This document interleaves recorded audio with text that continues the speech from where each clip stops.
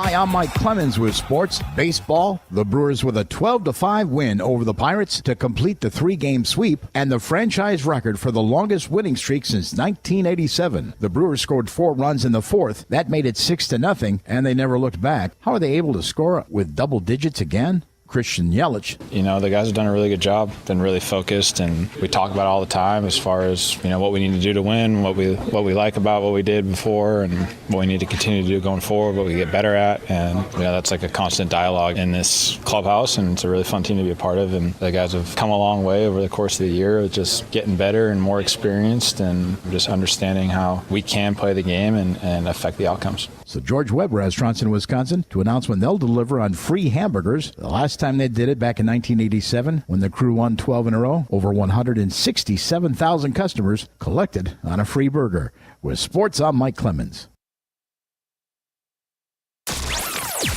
Join the family. Civic Media has a number of great jobs across the state open now at civicmedia.us/careers.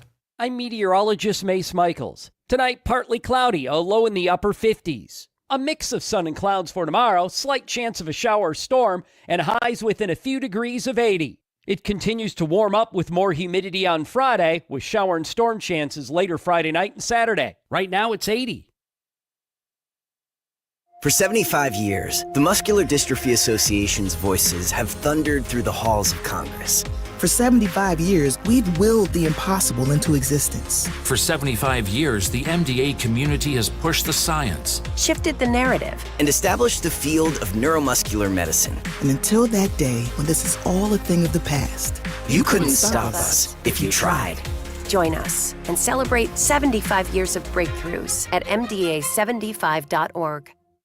Missed your favorite show live on air? It's easy to find what you enjoy wherever you listen to podcasts, including Spotify, Apple, and Google Podcasts. And we're always streaming on TuneIn and the Civic Media app.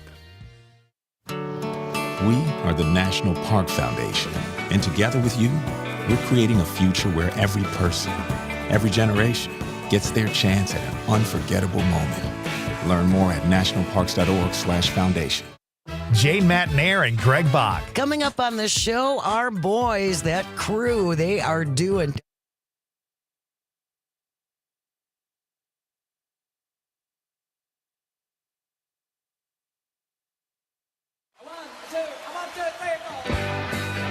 Broadcasting live from the Civic Media Studios in Green Bay, this is Night Light with Pete Schwaba, your inside source on everything entertainment from Wisconsin to Hollywood.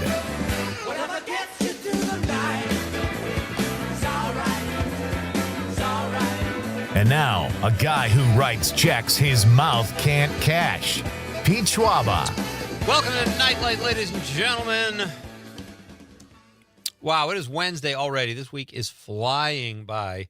Great to have you with me. Thanks for being part of the show and tuning in. Great to have you. Conrad Krieger is working the board tonight as usual. How you doing, buddy? Yeah, I'm doing good. I did something stupid today. Well, you just jumped right in there, didn't you? Yeah.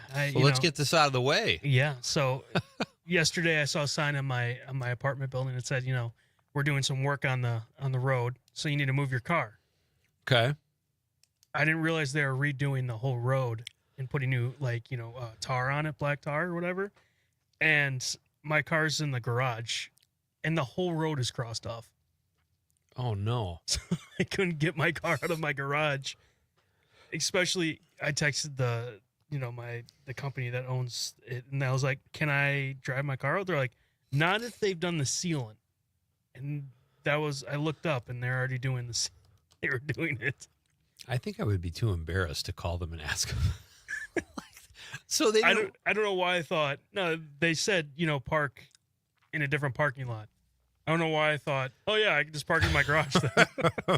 So I had to Uber to work today. Oh man, what's an Uber run you from your place to here? It was like $10. Oh, one way? That's not too bad. Well, yeah.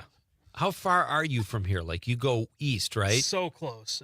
It's about 13 minutes. I was just going to say, I'd give you a ride home tonight, but I've got a full car, believe it or not. My wife and daughter came down with me and my son. You can throw me in the trunk. That's true. We'll pretend we're kidnapping you. Yeah. That would be fun. Well, I'm glad that worked out. So how long do you have to leave your car in there? Well, they said tomorrow I should be able to. Okay. But it's a stupid mistake on my part. No. You know what you should do? Adopt that theory that you're never wrong. Sue the city. Sue the pants off Green Bay. Yeah. I don't think I'd win that one. Well, not with that attitude. Because they put signs up saying, park in a different Doesn't parking lot. matter. And I was like, oh, no, I can park in my garage. You'll be fine. Hey, great show here tonight, folks. It's good that you're here on this Wednesday. Coming up at 6:35, this is exciting. We've got baristas in the house. Bigby Coffee's Tara Nyson will be here. She is the owner of the local, I think she owns 2 stores locally. They're going to bring she and one of her, I think it's her trainer. I have it right here. I don't want to get this right. Lindsay Van Dalwick will be with her. Lindsay is the trainer and shift leader, and Tara is the owner of Bigby Coffee. They're coming into the studio, and they're going to have some DIY recipes. That does not mean they're just going to make it up as they go. I'm sure they've thought this through. And we're going to have coffee in the studio. It'll be fun. They're going to tell us about some fun fall coffee drinks. And this is exciting because for me, the things I like to talk about, like when it comes to movie and TV watching, I love talking about spirits, whiskey, vodka, cocktails, even beer or wine. I think they complement movies and TV really well. I think coffee does too. So I think it's going to be really fun. We're going to have some samples here in the office or in the studio, Conrad. So what do you do you have a favorite coffee drink? Yeah, I always have every morning a nice cold brew. Oh, really? Is that just a summer thing though? Oh no, I'll do it in the winter as well. Oh, really? I really like the ice in it. Just tastes like kind of water to me, just going down. Just goes fast. That's not good though. Don't you want the coffee? You don't like the coffee taste? I don't like it being too sweet, to be honest. Okay. I like it not too sweet, not too just plain. Right in the middle, where I still taste the coffee more than the sweetness. Yeah, I got you. I like the coffee. I like the taste of. And I'll tell you what. Next door, when I discovered cinnamon in coffee. Now I've been doing that every day at home. So I love a good coffee. I don't add any sweeteners. I'll add. Like on the weekends, I'll put a dash of oat milk in there, but during the week, I usually just drink it black. I love coffee, so I'm really excited. I've never tasted Bigby coffee before. It's so good. You've had it? Yeah, I've had it. Okay. It's really good. They're like really into, happiness. Yeah. And their stores are like, I was looking at their website. They just have this beautiful kind of, everybody's smiling. And that's how it is when you go into a lot of coffee places. I think the people that work there really like pouring coffee for people and making coffee drinks. So they're coming here. They're making a house call, folks. This is going to be a lot of fun. Tara and Lindsay will be here at 6:35. We'll be sampling some coffee and we'll be up all night. I will have probably the next 3 weeks of shows planned by the time I get to bed tonight. I mean, you poured yourself a cup of coffee before the show, too. I did. I got it right here. So you're going. I'm flying. Yeah, it's a whole coffee show for you now. Huh? It is, and I didn't sleep well last night, so I'm okay with that. Like, how many cups of coffee? How much caffeine would you say you have in a day? I don't like to go overboard. I probably have the cold brew and then I'm done for the day. That's price. Okay, that's about what I do. I'll have a cup. I'll drink like half of it and top it off, and then I won't finish that. So probably a cup a day. But this week the sleep has been rough for whatever reason. I'm sick of air conditioning, and I think that's part of what it is. And it hasn't quite gotten out of the 60s, so we can't open the windows. There's been no breeze. I'm not sleeping well because of air conditioning. So I'm drinking a lot more coffee than I usually do. Just this week, though, because I got to get back down. But anyway, I'm excited to have Bigby here. It'll be fun. Yeah, no. And last night, you should have opened the windows. It was very nice outside. There was no breeze, though. There wasn't where I was. Oh, really? Yeah, the window, full breeze is going on in my face while I was sleeping. That was the breeze of people hanging flyers saying you need to move your car. Exactly. So that's 6:35. Chris Foran will be here at 7:20. Our pal from the Milwaukee Journal-Sentinel. Chris is an entertainment writer. And we're going to talk about, he's written some cool articles, and he's seen a lot of the stuff that I haven't seen. He's got a couple new TV shows we're going to discuss, including a original monster Netflix, Ed Gein. And Laurie Metcalf is in that. That's going to be really, probably pretty freaky, but I love Laurie Metcalf. He also saw Happy Gilmore 2. He might give us his opinion on that. And I'm going to ask him about The Wire, too, because we just had Dan Schaefer here last night, so that'll be fun.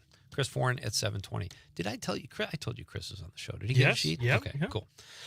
So there you go. All kinds of fun tonight on Nightlight. Great to have you with me. I'm trying to think what we got a lot of stuff going on. Jane Matinero is making the popcorn pick of the week tomorrow. Did you know that? I'm very excited to have Jane back on the show. She told me what it's going to be beforehand. And she did? It's a phenomenal pick. Keep me in suspenders. I don't want to know. I'm very excited. I have an idea of what Jane likes because she kind of hinted in our message back and forth, but no idea what direction she's going to go with the popcorn pick. So there is a new Charlie Sheen biopic out. It's a two-parter, actually, on Netflix. What's that? Snore. You think so? Yeah. Well, here's the thing. You might be right because everything about Charlie Sheen that would make a juicy documentary, I feel like we already know about him. What secrets could he have that we don't know about? So I am curious.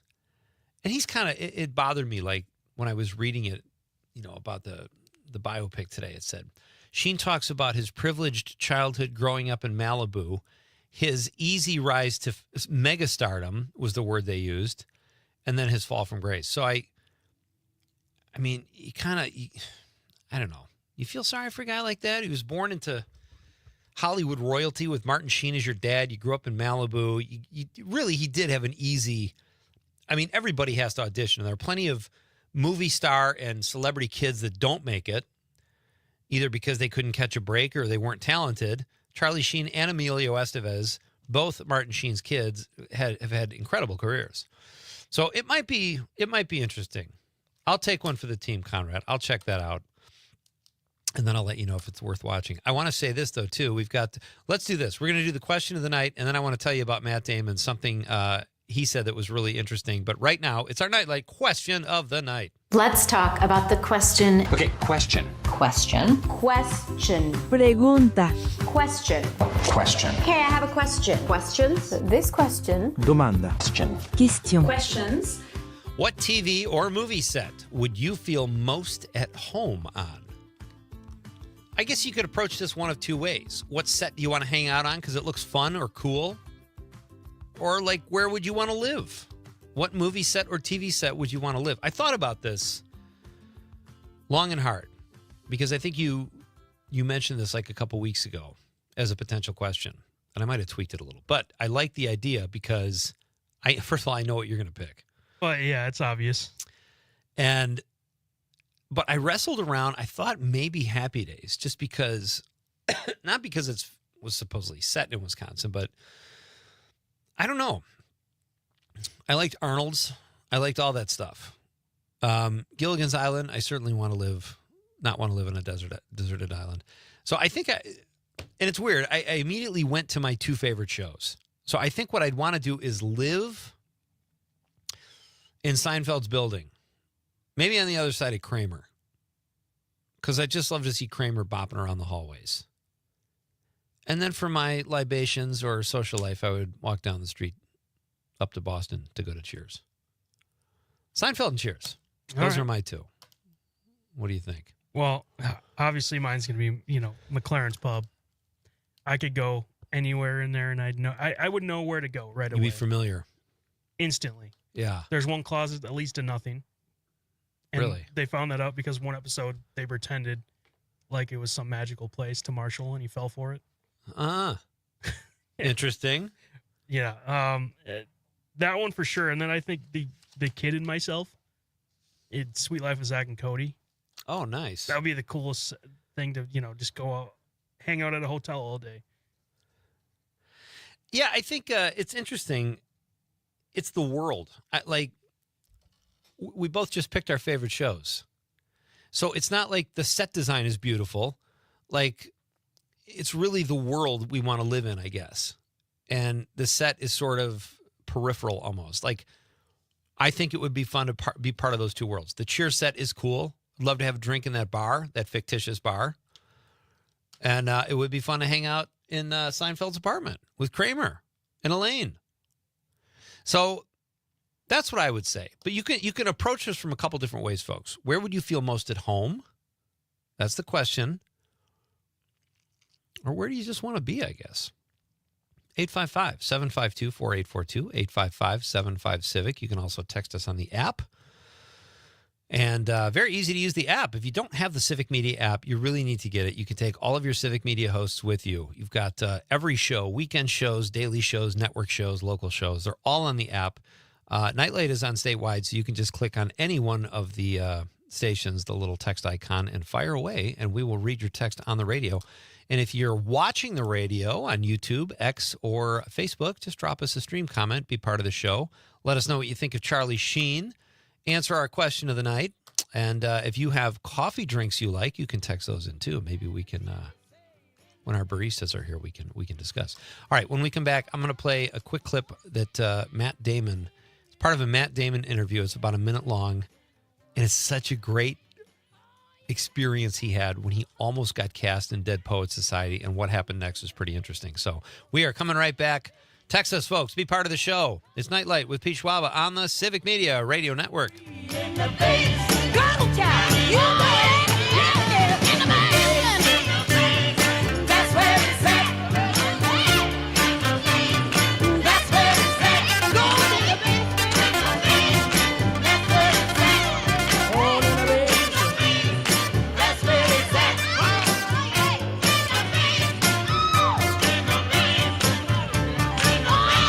You better don't check your age at the door.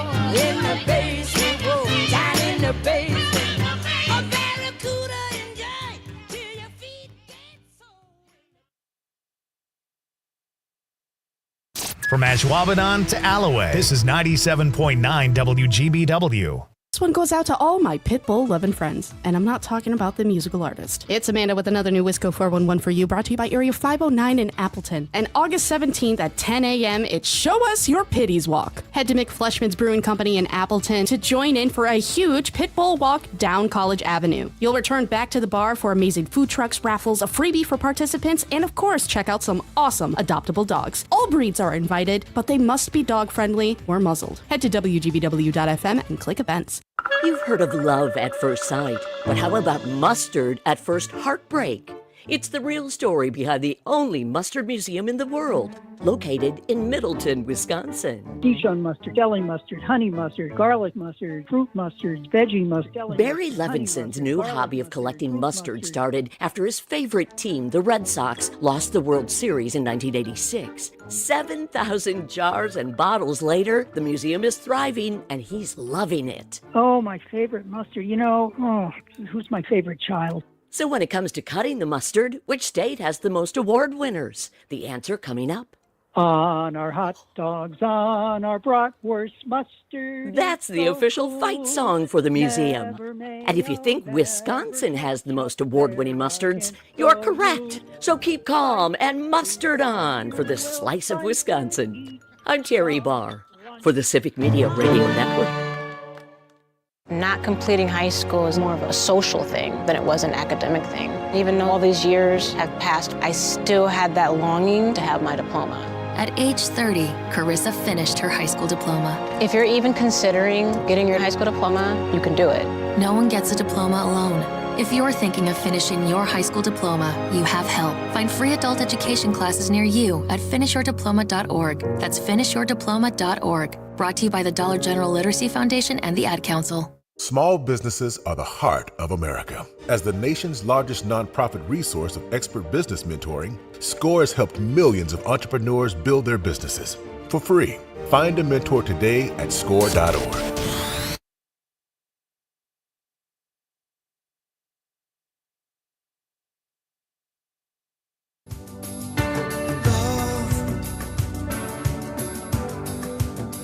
I get so lost sometimes.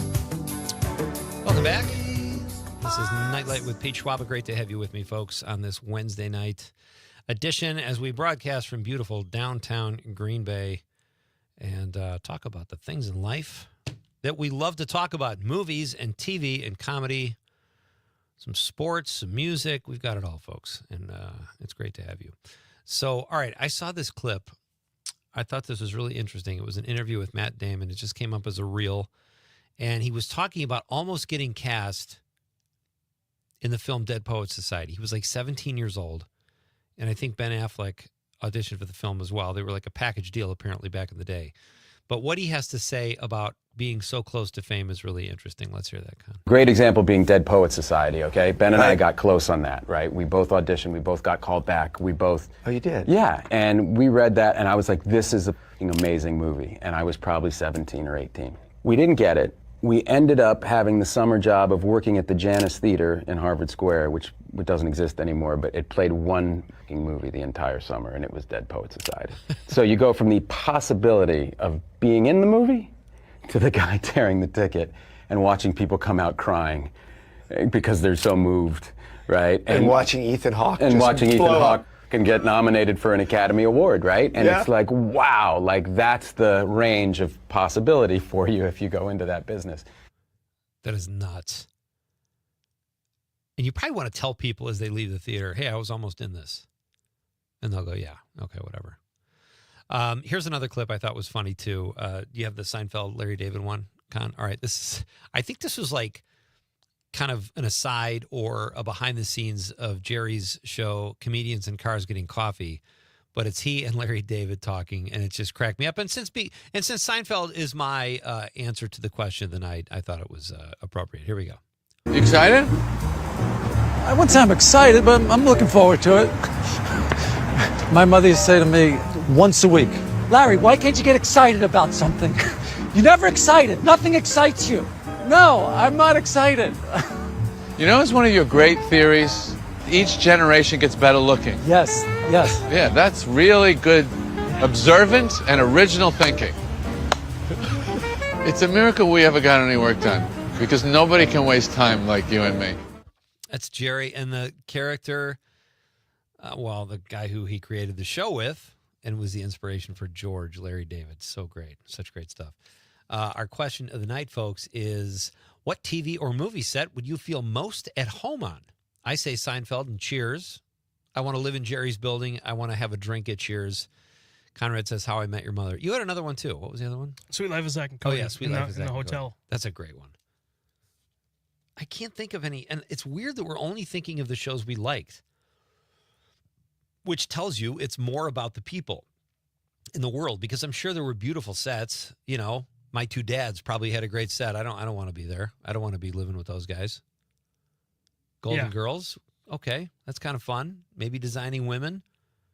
I certainly don't want to be in The Walking Dead or in MASH, even though it's a great show. So what is that TV show, folks, or that movie that just makes you want to crawl onto the screen and be at home on that set? Where would you feel most at home? So let's go to some of our social media responses. Danny Wheels says, Gilligan's Island. Nice people, no cannibalism. Yeah, but you have those two things if you're not on an isolated island, too. There are nice people that don't eat you in the regular world, too. That was so funny. My son just walked by with a camera. He's getting shots of Green Bay. And I was like, oh, who's that guy? He's like, gives me a nod and smile. I didn't even recognize him at first. Isn't that weird when you see people out of their element? You're like, oh, that's the person I sired. My kids love when I say that. Amanda Nimmer on social media says, Virgin River or Resident Alien. I don't know Virgin River. Do you? It's a Netflix show. Heavy drama. Okay. Amanda likes that. That doesn't surprise me. Amanda's got some grit. Resident Alien, finished after 4 years. I haven't even seen an episode yet. I hear it's great. Fallon, our friend from the other night. They sent a response that said, Bob's Burgers. Fallon wants to be in an animated show. That's possible, too. I feel like you'd get some good food all That the would time. be, yeah, you get good food. Maybe I would live in The Simpsons. I don't know. You just have donuts all the time? Just have donuts, yeah. Work in a nuclear power facility. Sean Boyce, chiming in for a second night in a row, says, Cheers. Since it's set in Boston, not only would everybody know my name, they would know how to spell it. Okay, Sean. I'll meet you there for a drink. And Mike Destel, Animal House. That's a great one. I love that answer. Mike wants to live in the Delta house. Probably wouldn't get much sleep, but that would be a lot of fun. Great answers. Let's go to the text line. What do we have here? Liz in Sun Prairie says, Charlie Sheen didn't have a character-building childhood like he might have had in Wisconsin. That's right. He might have turned out a little better, Liz. Yeah, he didn't have enough cheese curds out there. He needed cheese curds and custard, and he might not have, if his dad was like an accountant and his mom was like a school teacher, I don't know. He wouldn't have had the connections, but he'd probably be a dude you want to have a drink with.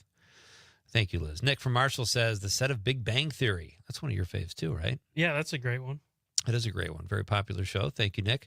Nick says again, he says, my two favorite shows as a kid were Family Matters and Home Improvement, and I would like to hang out at both sets.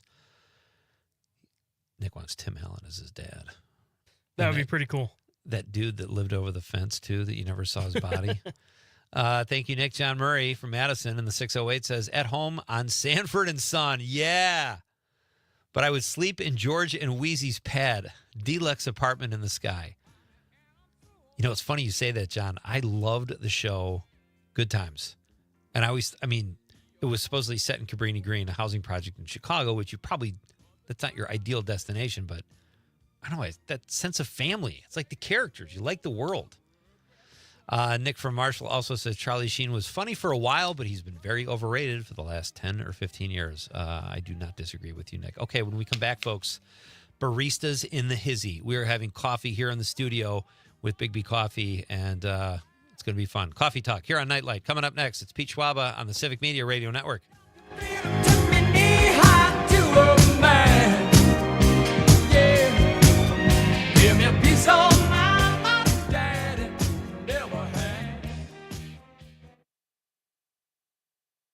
From Hobart to Bay Settlement, 97.9 WGBW.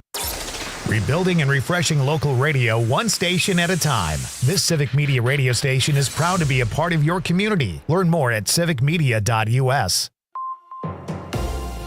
From the 97.9 WGBW newsroom, I'm Lisa Hale with this local news update. The governor is trying to stop the sun from setting on a solar effort. Stuart J. Waddles has more. Governor Tony Evers is urging the EPA to keep federal grants that fund solar projects for low and moderate income families. The agency has signaled it may cancel the program. Evers calls the move unjustified and warns that it could drive up energy bills for Wisconsin families. The head of the EPA calls the solar program a grift, but Evers says the grants could help thousands of households save money and create jobs. If you're looking for a place to rent in Green Bay, your search may have gotten a bit easier with the launch of a city-sponsored rental listing site. The website apartments.greenbaywi.gov will be managed by CityWise LLC for the next 3 years. CityWise has similar websites in other municipalities like Kenosha. The site went live on Monday. Currently, there are no listings on the site, but officials say they will start reaching out to landlords, large and small, to create a rental inventory that they say will be larger than Zillow or Apartments.com. The Green Bay Common Council approved the partnership with CityWise during its meeting last week. A small school district in northeast Wisconsin is doing its part for the environment by using greener buses this school year. The Seymour Community School District and Cobusson Buses will operate a fleet of 21 buses running exclusively on propane autogas. Seymour isn't the only school district using the propane buses. Cobusson has over 200 zero-emission propane buses that it runs in school districts like Oshkosh. News on demand anytime at WGBW.FM.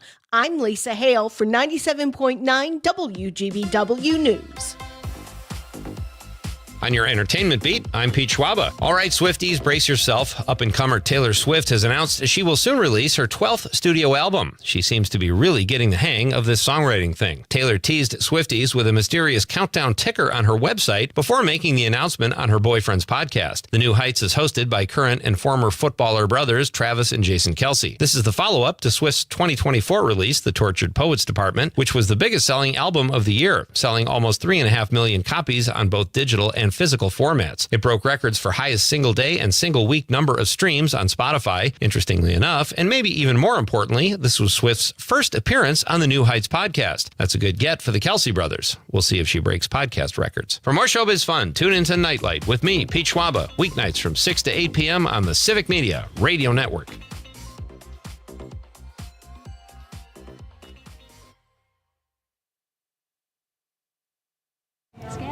As Wisconsin is saying the word bag instead of bag.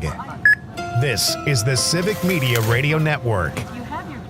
I'm meteorologist Mace Michaels. Tonight, partly cloudy, a low in the upper 50s. A mix of sun and clouds for tomorrow, slight chance of a shower or storm, and highs within a few degrees of 80. It continues to warm up with more humidity on Friday, with shower and storm chances later Friday night and Saturday. Right now, it's 80.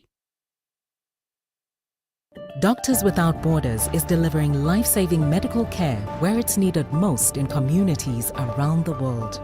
From bandaging war-wounded patients in Sudan to providing clean drinking water in Haiti, we're in more than 70 countries worldwide, bringing patients from sick to recovering, from emergency to aid, from crisis to care. This life-saving care is made possible by a global movement of supporters like you. Thank you. You are never far away from your favorite radio station. We're always streaming on TuneIn and the Civic Media app. And if you missed your favorite show or game, listen to a podcast of it anytime on the app or our website, civicmedia.us. Teachers are diverse, skilled leaders, innovating to prepare students for our fast-changing world. Teaching shapes lives. Are you ready? Explore teaching at teach.org, supported by the U.S. Department of Education and 1 million teachers of color. Jane Matinary.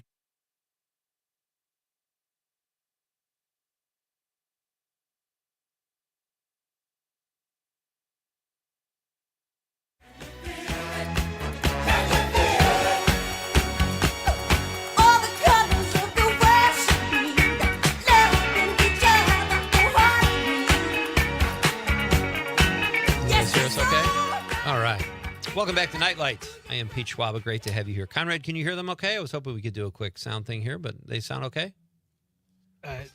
Could you guys talk? Sure. Yeah. Would have been nice to do this during the break, but all right. Conrad Krieger, ladies and gentlemen, he's working the board. I am Pete Schwaba. Welcome back to Nightlight. It's that time where I'm going to welcome my first guest of the night, and it's actually two guests, and I'm very excited to have them both here. There's a product, a coffee, and I love coffee, a coffee called Bigby Coffee here in Green Bay, and there's also one in Appleton, but they have many other stores. But it is my pleasure to welcome into the studio tonight the owner of two local Bigby Coffees, Tara Nyssen, and shift leader and prodigy, Lindsay Van Dalwyk. Welcome to the studio, you guys. Thank you. Thanks for having us. Very welcome. I'm glad you guys got in touch because I think I love coffee. I love talking about coffee. And I don't even know where to start. Like, tell us a little bit about yourselves before we jump into some serious coffee talk. Lindsay, let's start with you. I'm 18. I just graduated from Kimberly. I've been in the coffee business at Bigby for about 3.5 to 4 years now, ever since Tara opened her first one in the Eisenhower location. And I really am not the biggest fan of coffee, but being around the environment kind of made me like it more and more, and it's kind of grown on me. So do you drink it now? Occasionally. I feel like I'm the person who likes coffee with their creamer, not like creamer with their coffee. Interesting. Okay. So it's weird because... Well, let's talk to Tara first. When did you start? Give us a little background of you, Tara. About, I would say, 15 to 18 years ago, we were over in Michigan where the Bigby franchise was founded, and we were there visiting family, and they said we needed to go to a Bigby store to check out some coffee, and we were like, oh, okay. So we went there. It has a fun vibe. The music is great. The baristas were so much fun. And the wide variety of drinks that they make is anywhere between 400 and 500 different drinks that are available. What? Yes. Oh, my gosh. Do you know how to make all of those drinks, Lindsay? We'll say I do, yeah. We got cheat sheets around the place. Cheat sheets. Always come in handy. I don't know about for you. Con, do you drink coffee? Just the cold brew? Yeah, every morning. All right. Here's my thing. I it was an acquired taste for me. Like I grew up loving the smell of coffee, and then I would taste it and I'd go, eh. And finally, it just is something you develop a taste for. I don't know what it is. And I think when you start, like maybe this is true for you, Lindsay, you add stuff to it to make it more palatable. Now I am like black coffee, man. I love just give me the beans and I'll eat them right out of the ground, you know? But do you find that's like when people come in, do they mostly order black coffee or is it with cream or do they order the crazy milkshake coffee drinks? I feel like we have a wide range of like people. I think people like their like plain coffee, but a lot of people like to customize it because they kind of know that we have so many different wide variety of flavors that you can mix and match and kind of customize to your liking in any certain way. That's so cool. Okay, so Tara, you own 2 of these stores. What made you want to do that? Was it when you went into the store in Michigan, or are you looking for a side hustle, or how did you get into this racket? Well, when we did go visit our family in Michigan, we made it a priority that if we're coming to visit, we're stopping at a Big B Coffee. So we started stopping at all different ones, and the feel was the same. You could tell that people there were enjoying going to work, and they were really enjoying the atmosphere that they were in. And then the wide variety of drinks was amazing as well. So we wanted to bring that feel to this area and then provide something for our family to have in the future. That is great. And all right, so what is it, first of all, about coffee places? Like, I was looking at your website. Everybody looks so happy. But it's kind of true in a lot of coffee places you go to, like baristas and people that are in there, they seem like they're having fun. And is it just because they're drinking coffee? Or is it like an atmosphere that people are there just to talk and socialize? I think coffee's like something that everyone can kind of agree is like something that's really popular. And it's not just coffee, like the frozen drinks that we have or like the energy drinks that we have, everyone can kind of connect in their own way, and everybody kind of likes their certain way, but they can always converse about it. They're always trying new things, and I think it's kind of just something that's really popular right now and something that's a lot of people like, I guess. Yeah. I'm just going to tell you. All right, I was driving home the other night and I was hungry. So I called a Subway place to get a sandwich because I knew that was the only place open. I was cutting it close, getting back home. The guy was not happy at all to hear from me. I could tell he had started to put the vegetables away, right? I walk in there. He's kind of giving me attitude. He doesn't even say thank you. He wraps the sub up and slides it across the counter. And I was like, this is the anti-Big B, right? This guy is alone. He's a mope. And here it is on your website. Go to bigb.com. Is it bigb.com? Go there and just see what, like, but it's true. It's like coffee houses are just, everybody, the workers are working probably because their shift goes by so fast. You know, because they're so busy, maybe. I don't know. But it's just a great vibe. Well, and I think with the wide variety of drinks that we have to offer, anybody that's in your car is going to find something to eat or drink at Big B. So it's like a one-stop shop. You don't have to stop a couple different places to make everybody happy in your vehicle.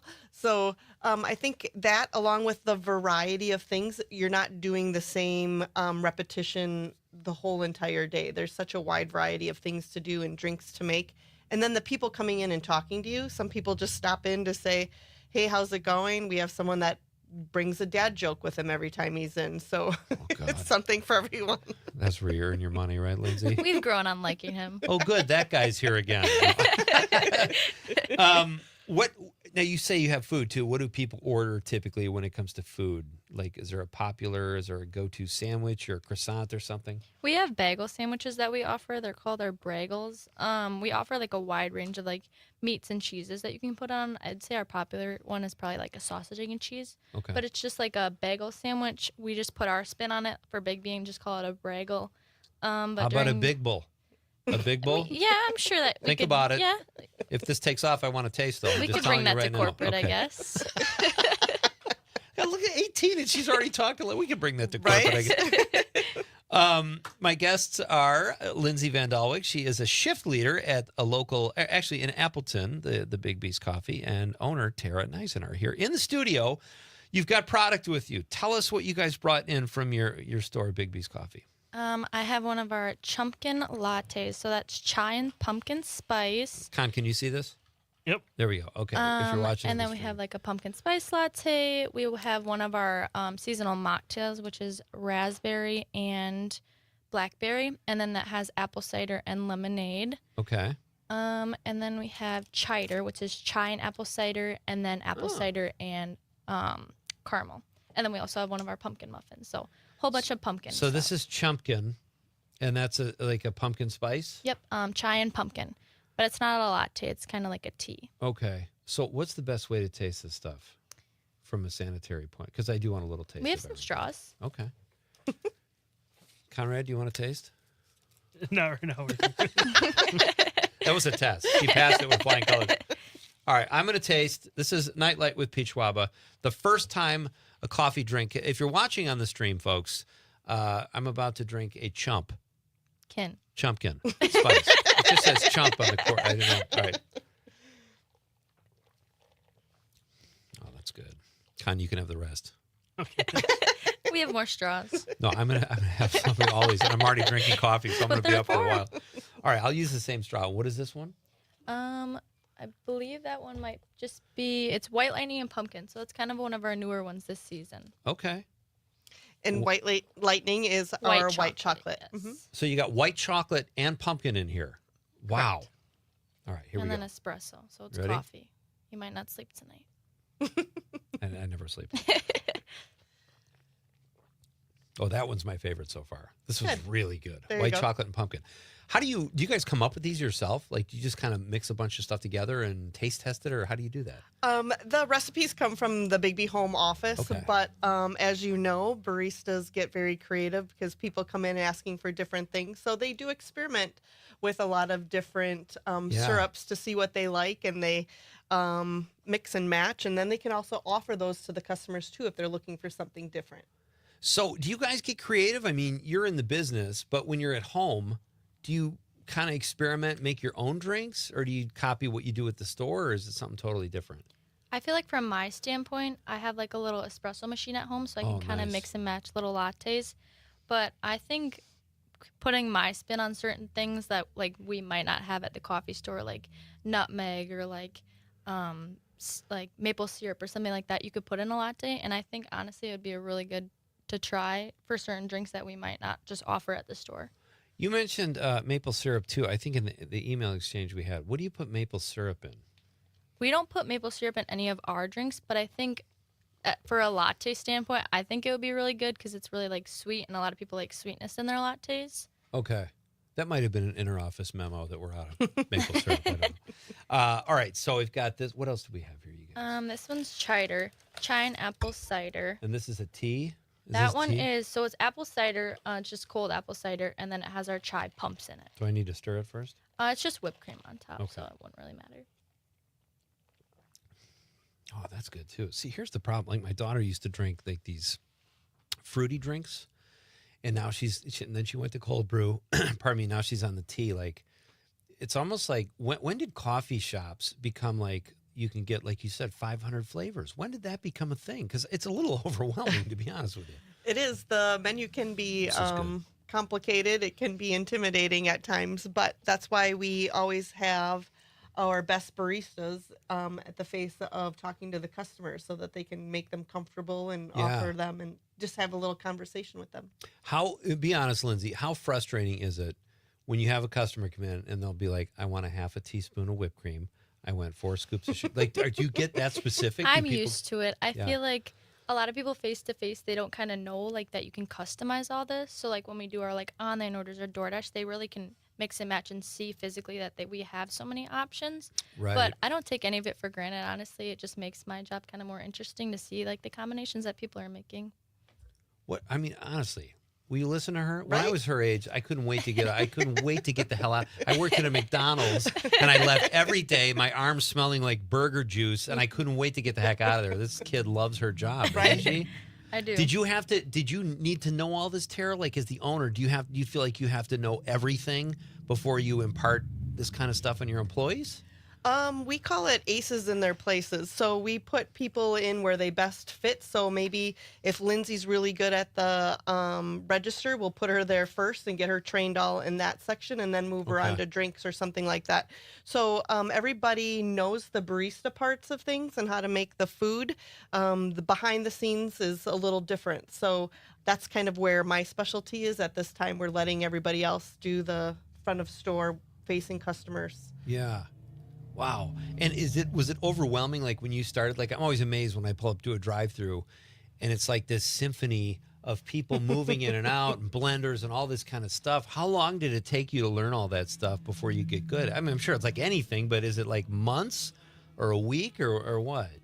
I definitely took a little while to get in the swing of things because Big B was my first job, so I definitely had to get comfortable. But I think knowing your coworkers and knowing how they work, you can kind of really blend together, and we all have our positions, and we know what works well for us. And honestly, we can get people in and out super quick, and we all have a good time doing it. So. Okay. Did you have any lamb chops or anything in there? No. The only food we have is a pumpkin muffin. Whatever. All right, we're going to take a very short break. Conrad is going to sample some of this during the break. Right, Con? All right, Sure, and we'll yeah. come right back and we'll talk with our friends Tara and Lindsay from Big B Coffee here in Green Bay. It's Pete Schwaba and Nite Lite on the Civic Media Radio Network. Someone's living for their love. Someone's living for their love.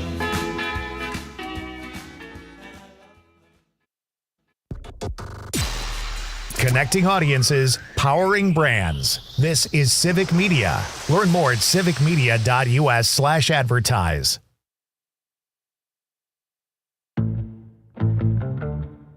Experience northern Wisconsin this season and book your vacation at Lena's Northern Pines Resort on beautiful Butternut Lake in Butternut, Wisconsin. This quaint resort has it all.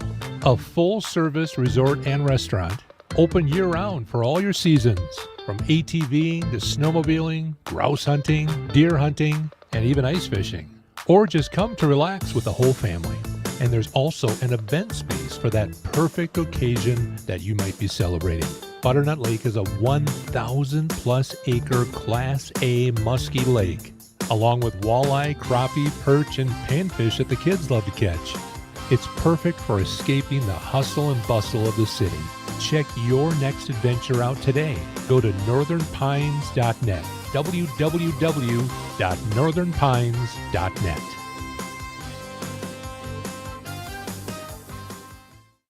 I love playing sports, especially for my school. And that's because school sports are special. It's where it's safe to fail. It's where we're taught resilience, where our fear becomes confidence. It's where we learn to get back up after every fall.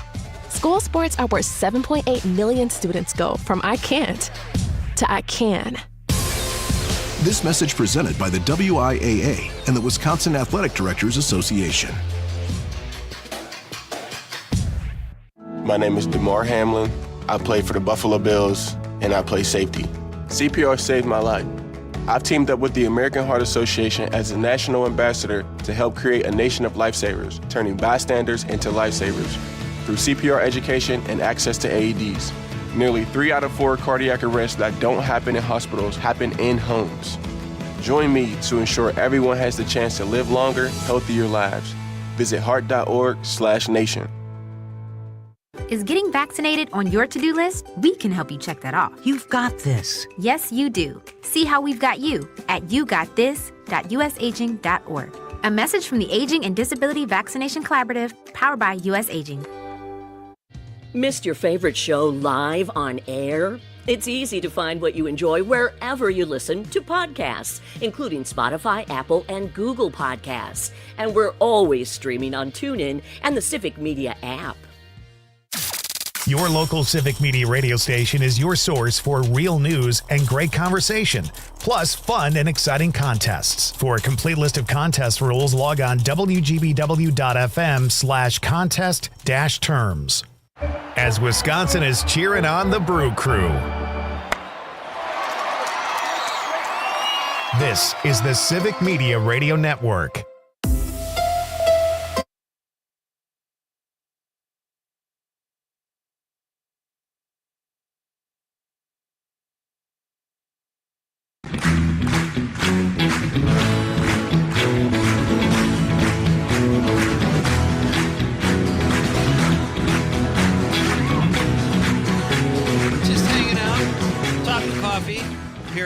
with Pete Schwaba. I am Pete Schwaba. Great to have you with me on this Wednesday night. We have got, this is probably a better morning segment with all the caffeine we have fueling the studio tonight. But we're hanging out with Lindsay Van Dalwyk, who is the shift leader at Big B's Coffee in Appleton, and Big B owner Tara Nyson, who owns a store here in Green Bay and Appleton. Do you have to go back and forth a lot, Tara?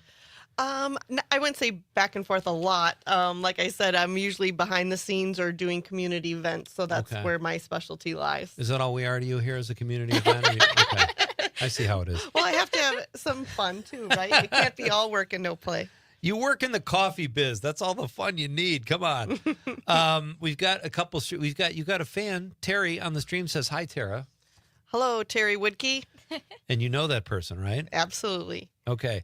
Here's another a comment on our text line. Danny Wheels says, "Where do the guests stand on people camping with their laptops at coffee shops?" Does that bother you at all? I think coffee shops nowadays are kind of like that peaceful place that people can go with like their computers or do their Yeah. schoolwork. I think it's definitely more common nowadays. We have like little booths and nice chairs that people can sit. Oh, so nice. I enjoy it. I enjoy seeing customers enjoying the stuff that we offer, and it just more faces to see. It's funny. Before I did this, I still am, but I was a screenwriter, and I had a place where we used to live. I'd go in and get coffee, and I always felt like the longer I sat there, the more food I had to buy. So I put on a few pounds, and I spent about $30 a day, which over the course of a month is like a summer home payment, you know. Yeah. And people just come in and empty their pockets, don't they? The longer they sit there, which is good. I mean, it's a win-win for us, but like I said, we enjoy seeing the people there, so Of course it you makes us feel happy. Absolutely. Jack from Merrimack says, "My favorite coffee drink is one I make myself, a 16-ounce cup of dark Columbia's roast with about 2 tablespoons of vanilla caramel ice cream added." Oh, nice. It's kind of getting less and less of a coffee drink as we read on here. He says, "Or Culver's custard if I've got it." Jack from Merrimack. Very, very well done, Jack. It's interesting. Like, I didn't know what a latte was for the longest time. And it's just coffee, mostly milk, though, right? Like, that's something you might like, Lindsay, right? Yeah, it's definitely something that I like because it's not like as strong as like a regular coffee taste, Yeah. but it's just like that milk with espresso. Right. That's nice. Okay, you guys have some, I want to talk about, when did this become such a seasonal thing? Like coffee shops, I know you guys have fall drinks you offer. Let's talk about those. And then, like, do people's orders change as the seasons change, or do most people stick with the same thing and you get new customers to try out new specials? I say in the fall when we drop kind of like and promote all of our fall drinks, that's kind of when they're super, super popular, like pumpkin spice, hot cider. Like that's kind of the drinks that you think of when fall comes around. But like when summer comes around, I feel like I'm making a lot of, we call them mocktails. So it's like Red Bull and lemonade. And those are kind of our refreshing drinks, iced coffee. We offer all of our drinks hot, iced, or frozen. So I feel like I'm making a lot more frozen or iced drinks in the summer, hot drinks in the winter. But we still have our people who like frozen drinks in the winter sometimes or Yeah. hot drinks in the summer. But, you know, Do you ever have, like, coffee houses now are kind of like the bars 30 years ago. Do you ever have someone who just, like, overdoes it with caffeine and you have to call them an Uber or take their keys or something? I am surprised the amount of shots or caffeine people are putting in some of their drinks. Yeah. God, I was kidding, and here you are telling me that's a real thing. It's a real thing. It's Okay, a real so thing. fall is here. You've got pumpkin stuff. What's another good fall drink? Do you have that, like, peppermint, candy cane, coffee, peppermint We drink? offer some of our drinks with our frosted mint into them. So Okay. it's kind of like we have one called the Peppermint Blizzard. That's a super, super popular latte. It's kind of like a mint tea and white chocolate. Oh, wow. And that'll be more popular in December once the snow flies. Is that, and then what do people do? Are they back to hot coffee typically in the winter? People mix and match. I think sometimes they're just dedicated to the brewed coffee. Some people are dedicated to just drinking iced coffee with different flavors. But then we also have the different fanatics that every selling season that we have, they pick up on the new selling season drinks and flavors, and they binge on those for 2 months, and then they Wow. go to the next one. All right, how many calories are we looking at in a typical like latte or some of these drinks that basically look like milkshakes? Depends on the drink that you get. You can probably get, I mean, we offer like reduced calorie for some of our drinks, but the customizations that people do to them with extra flavor and stuff, you can definitely get up to like 800 probably. In one drink. Depends on the size, Wow. but yeah. Yep, No I think kidding. our chocolate chip cookie cream freeze is probably our most I think the high chocolate calorie chip one. That cookie sounds has healthy. 1,040. But it's so delicious. It's a free pass day. It's worth it. Do you ever have customers that come in that are like regulars and you slip them, you comp something, or is that frowned upon by ownership?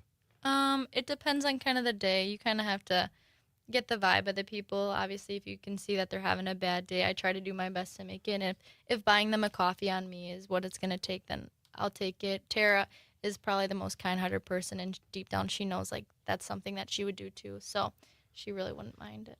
How are you going to, you can't ever let her go to I college. know. Lindsay. What are you going to do? I'm keeping her home for college. She needs to commute locally. Yeah. So, Lindsay, what do you want to do? You know everything there already is about the coffee racket. I What is that in your future or what? I'm not going into the coffee business. I'm going for radiation therapy. Well, that's a big difference. In the medical field, yep. But I'll probably have a coffee job for my side job, though, because I can never get rid of it. Would too much caffeine affect the radiation therapy type? I guess I'll have to find out in school. Be a little hyper and Yeah. What's her problem? Say, oh, she had Big B coffee. All right. My guests, folks, this is fun. We've got Lindsay Van Dalwyk here. She is a shift leader at Big B Coffee in Appleton. And Tara Nyson is here as well. She owns a Big B in Green Bay and one in Appleton as well. We're talking coffee. We just talked fall specials. Conrad and I are getting all hyped up on caffeine. And when we come back, we're going to talk about mixing the right drink with the right TV show or movies, right? And what else should we cover? I don't know. We can cover What's the anything. parking situation like over there? Do we need vouchers or can we just... All right, we'll do Free this. parking. We're coming right back. It's Night Light with Pete Schwaba. Act 2 is coming up next on Night Light with Pete Schwaba on the Civic Media Radio Network.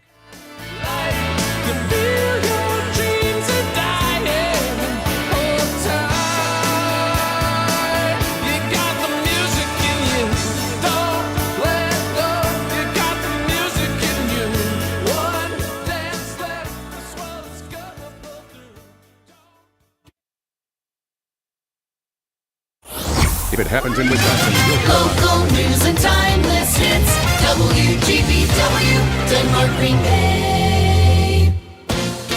ABC News, I'm Dave Packer. On a virtual call ahead of Friday summit between the U.S. and Russia in Alaska, Ukrainian President Zelensky warning President Trump that Russian President Putin is, quote, bluffing about being open to peace. ABC News contributor and retired General Doug Lute. This is not about land.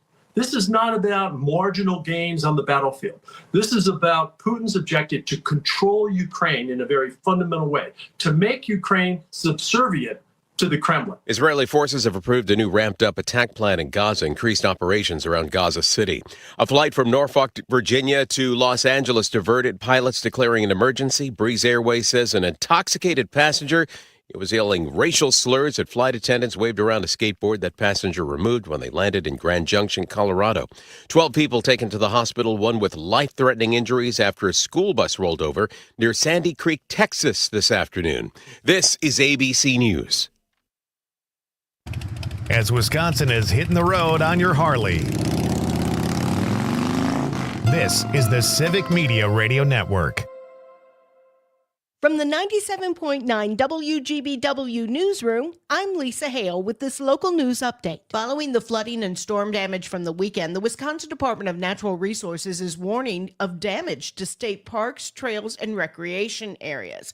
That damage has forced some partial property and trail closures due to safety concerns. Residents are asked to inform DNR staff if they come across any damage at parks and trails that do remain open. There are some big changes coming for high school sports this season. Civic Media's Jimmy Kuska has more. High school sports are back, and there are plenty of changes for the upcoming school year in Wisconsin. A new policy allows for name, image, and likeness deals, meaning that high school student athletes can receive compensation for NIL. However, the new policy is extremely restrictive on who can pay a student and what products, services, or materials a student can endorse. Another new rule this year will require any spectator removed from an event to take an online sportsmanship course before being allowed back and after serving a one-game suspension. Fall sports will begin competition this month and will run through state championship events in October and November. Video gamers get their first union, and it's in Wisconsin. Joanne Krulatz reports. The country's first video game studio to unionize is based in Dane County, and now they have their first labor contract. Raven Software in Middleton is owned by Activision Blizzard, which is owned by Microsoft. That left workers negotiating with one of the biggest tech companies on the globe. Employees told the State Journal they got just about everything they wanted, a 10% raise and limits on mandatory overtime. Staff there work on popular video games like Call of Duty. On average, it takes about 1.5 years to ratify a new union contract. This took twice as long, 3 years. News at the top and bottom of the hour all day and on demand anytime at WGBW.FM. I'm Lisa Hale for 97.9 WGBW News. 12 in a row. Hi, I'm Mike Clemens with sports. Baseball, the Brewers with a 12-5 win over the Pirates to complete the 3-game sweep and the franchise record for the longest winning streak since 1987. The Brewers scored 4 runs in the fourth. That made it 6-0, and they never looked back. How are they able to score with double digits again? Christian Yelich. You know, the guys have done a really good job, been really focused, and we talk about it all the time as far as, you know, what we need to do to win, what we like about what we did before, and what we need to continue to do going forward, what we get better at. And, you know, that's like a constant dialogue in this clubhouse, and it's a really fun team to be a part of. And the guys have come a long way over the course of the year, just getting better and more experienced and just understanding how we can play the game and affect the outcomes. So George Webb Restaurants in Wisconsin to announce when they'll deliver on free hamburgers. The last time they did it back in 1987 when the crew won 12 in a row, over 167,000 customers collected on a free burger. With sports, I'm Mike Clemens. As Wisconsin is cheering on Bucky Badger. This is the Civic Media Radio Network. I'm meteorologist Mace Michaels. Tonight, partly cloudy, a low in the upper 50s. A mix of sun and clouds for tomorrow, slight chance of a shower or storm, and highs within a few degrees of 80. It continues to warm up with more humidity on Friday, with shower and storm chances later Friday night and Saturday. Right now, it's 80. Jay Matnair and Greg Bach. Coming up on the show, our boys, that crew, they are doing darn well right now. We'll talk about that and so much more with the Acme Packing Company's Paul Noonan. Join us. Matnair on air, weekday mornings 9 to 11. The possibility of lung cancer can be pretty scary, especially if you're one of approximately 8 million current or former smokers at high risk. That's why SaveByTheScan.org wants you to know that now there's a breakthrough low-dose CT scan that can detect lung cancer early, and it only takes 60 seconds. You stop smoking, now start screening. For an easy quiz to see if you're eligible, visit SaveByTheScan.org. It could save your life. SaveByTheScan.org is brought to you by the American Lung Association's Lung Force Initiative and the Ad Council. Every 15 seconds, someone is diagnosed with cancer. If it's happened to you or someone you love, the American Cancer Society can help at every step of the journey. Visit cancer.org today. You are never far away from your favorite radio station. We're always streaming on TuneIn and the Civic Media.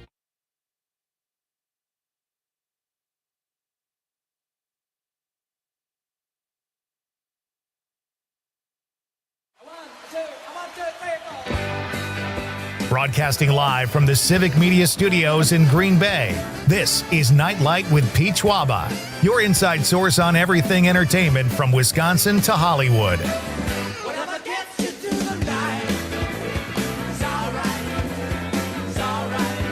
And now, a guy who still likes to build a fort, Pete Schwaba. Welcome back, ladies and gentlemen, to Act 2 of Night Light on this Wednesday edition. Coming to you live from beautiful downtown Green Bay on a gorgeous summer night. We are kicking off Act 2 here. Our guests in studio at the moment are Lindsay Van Dalwyk, who is a shift leader at Big B Coffee in Appleton, and her boss, the Big Cheese, the owner, Tara Nyson. They're both here in the studio. We're talking about coffee. They brought in drinks. We're having a blast, but we'll get back to them in just a second. At 7:20, Chris Foran will be here. We're going to talk movies and TV with Chris. Conrad, did you know that Chris is on vacation this week? I did not. He's still coming by to talk movies. Wow, that's This awesome. guy is a dedicated professional. So Chris is one of our frequent flyers here at Nightlight. Our question of the night is, what movie or TV set would you feel most at home on? I say Seinfeld and Cheers. I want to live in the Seinfeld building, and I want to go down the street for a drink at Cheers. And I want to sit next to Norm and Cliff. So we'll ask our guests that too, you guys. So be ready for that because we're going to ask you that. all kinds of fun stuff. What else did we cover in hour one, Con? What are we missing? My parking situation that happened last night. Conrad got parked in. Yep. Had an Uber to work. Oh no. They put blacktop on his but you saw the sign. It was my fault. Yeah. Yeah. I parked in my garage. I can't get out of my garage because there's new blacktop. Uh-oh. So.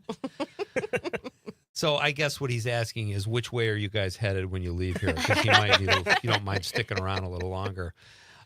So yeah, all kinds of fun stuff. Great to have you with us. We're talking coffee. We're talking sitcom and movie sets, where we'd feel most at home, folks. That's really the question.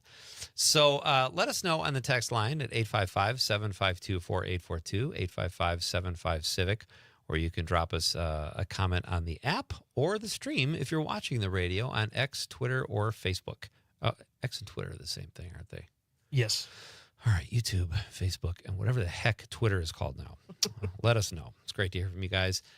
Craig Anthony Knitt on the stream says, Pete, living in the setting for Doc Martin would be awesome for a while, and I'd totally try to treat his girlfriend better than he does. I don't know that show. What's he referring to? I'm not sure. Craig, we need clarification. Let us know. I want to get it right.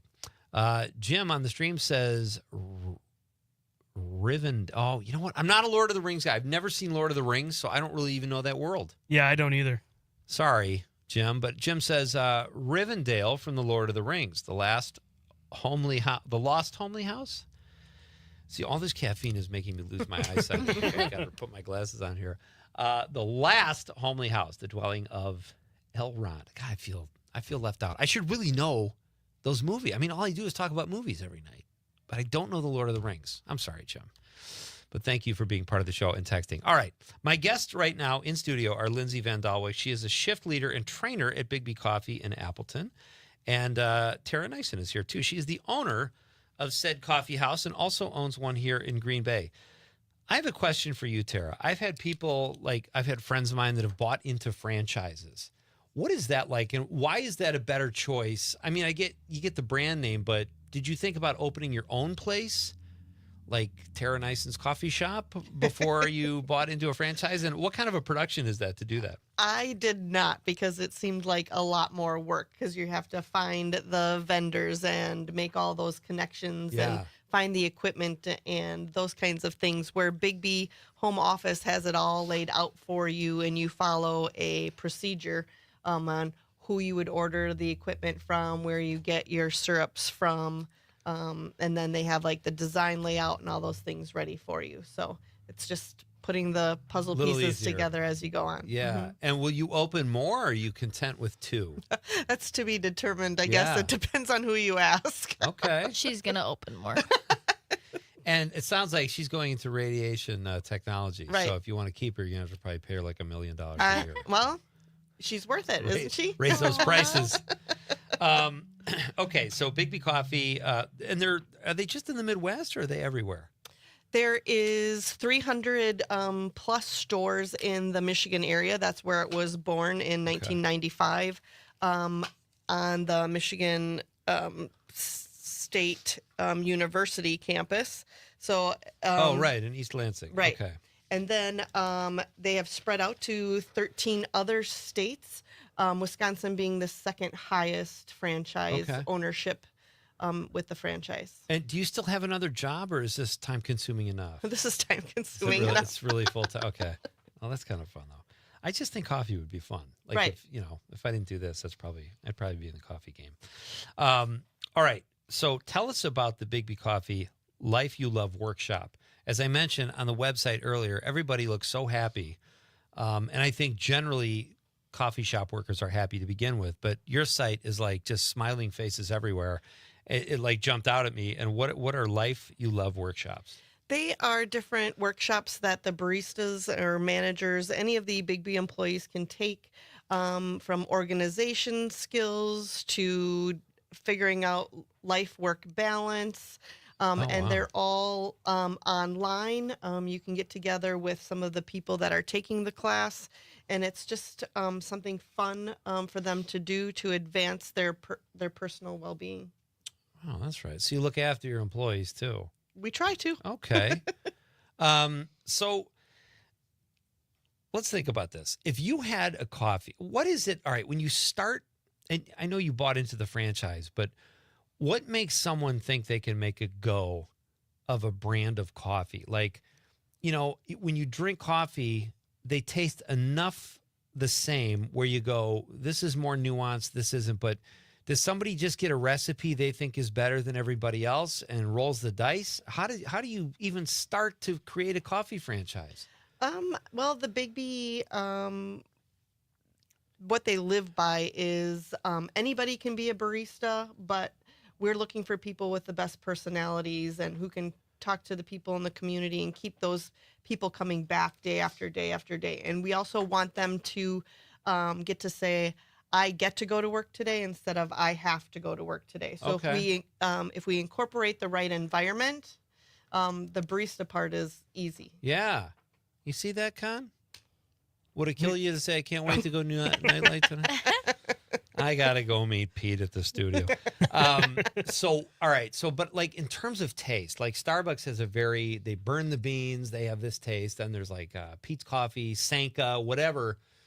Does Big B have like some type of, not mission, but like a desired taste they go for? Are they known as being more mild, or do they have a taste? Big B Coffee has branched off. One of their co-owners has One Big Island in Space, if you can check that out online. And they are boots on the ground where they go to different coffee farms all over the world. Oh, wow. So that we can give fair trade value for their beans. So we're giving them money that they know that is coming in. And then we are going boots on the ground so that we know that they're taking care of their people, their community, and taking care of the environment, which is really important for us as well. So our Big B Best coffee is 100% farm to cup. Wow.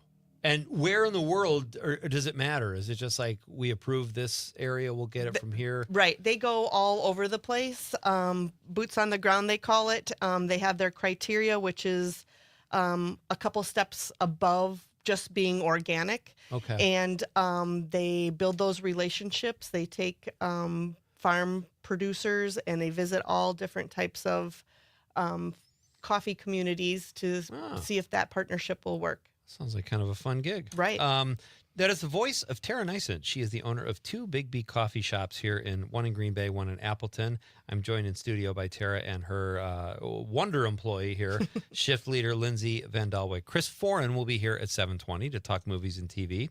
All right, so you got these great fall drinks. This is the only one I haven't tasted. Is this a fall drink, the mocktail? Yeah. All right, what is the mocktail again? Can you explain it, Lindsay? The mocktail, what we call at Big B, is Red Bull and lemonade. But in this one, it's Red Bull and apple cider.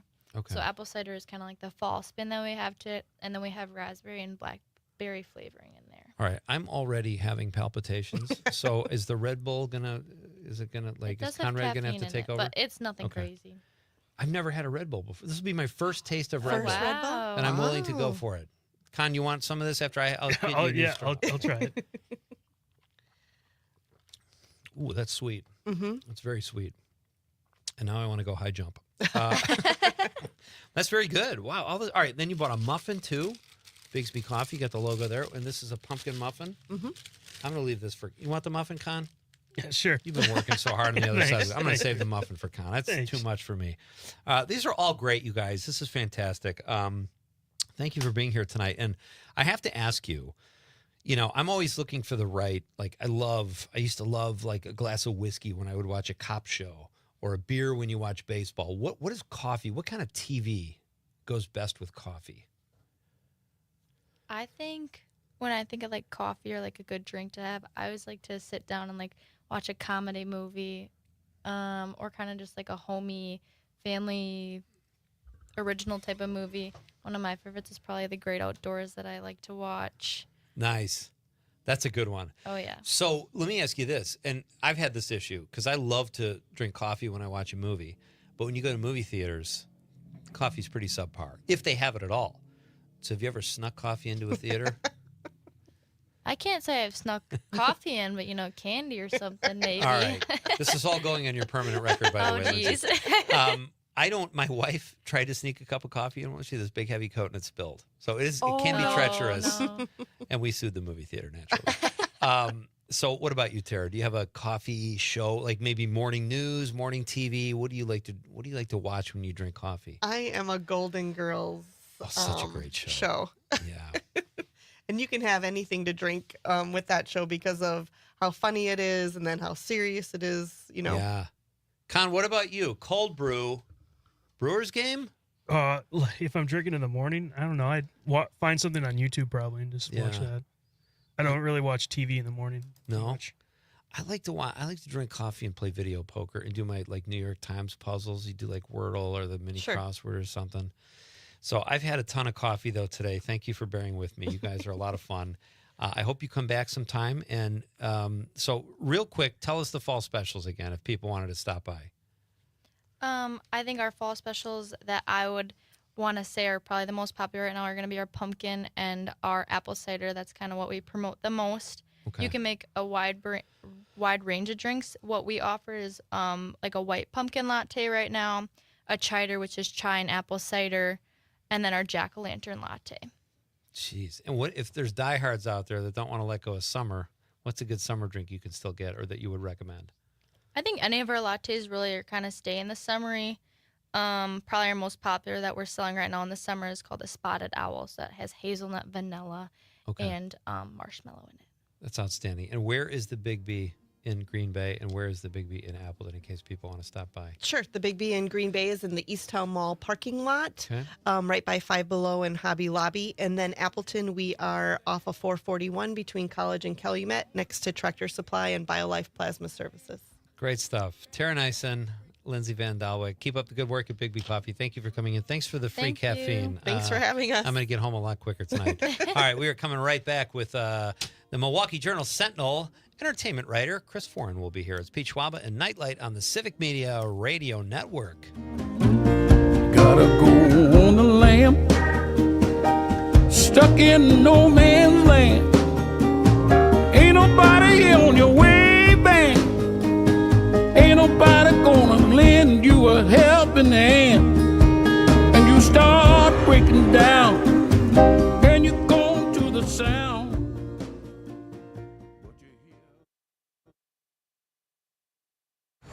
From Denmark to De Pere, this is 97.9 WGBW. Hi, I'm Kristen Ambos, Wisconsin's #1 female loan officer for residential mortgages. Every loan is unique, and I'm committed to your financial well-being. Let's chat today at 920-606-1156 and check out my podcast, Always on Point.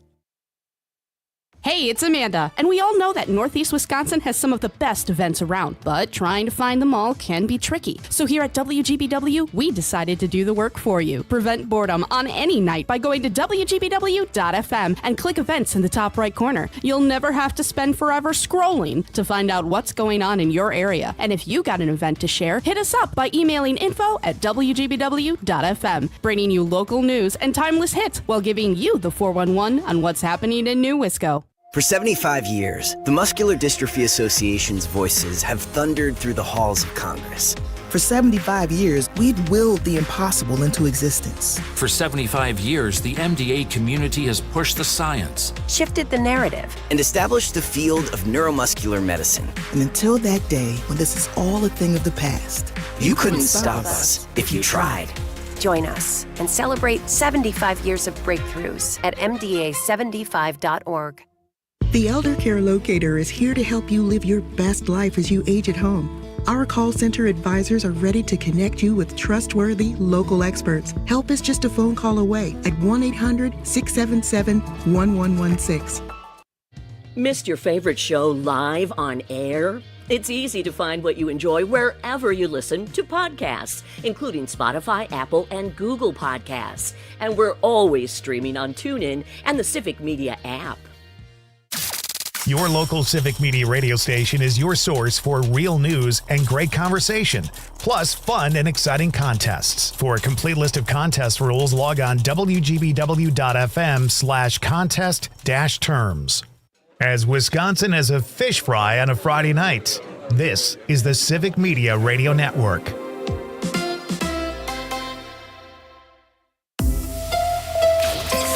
Local news.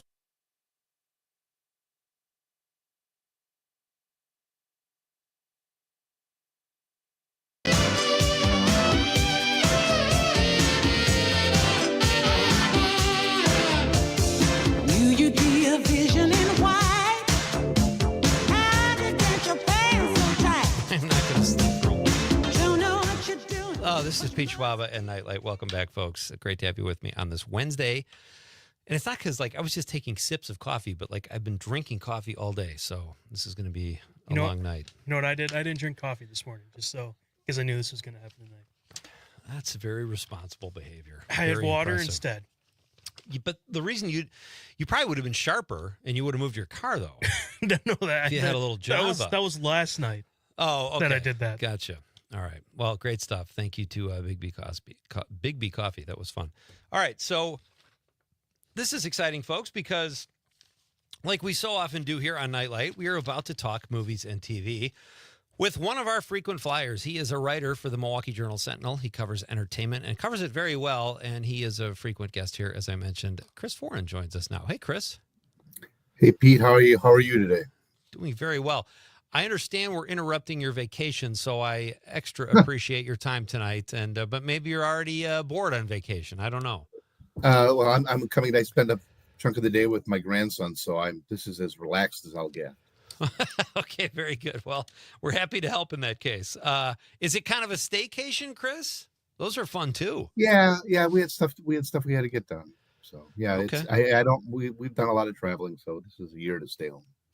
That's the way to do it. All right, very good.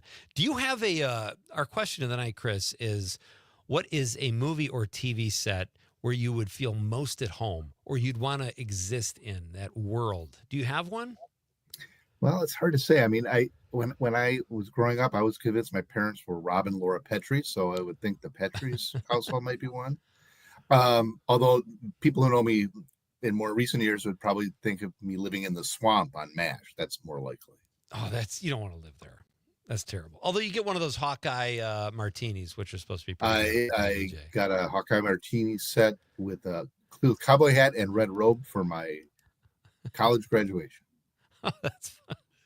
And if you lived on the set of the Dick Van Dyke Show, you have to live in black and white. So it's like Wizard of Oz that people complain about the first half being in black and white, but the truth is Kansas is in black and white. So maybe my life is in black and white. It's hard to say.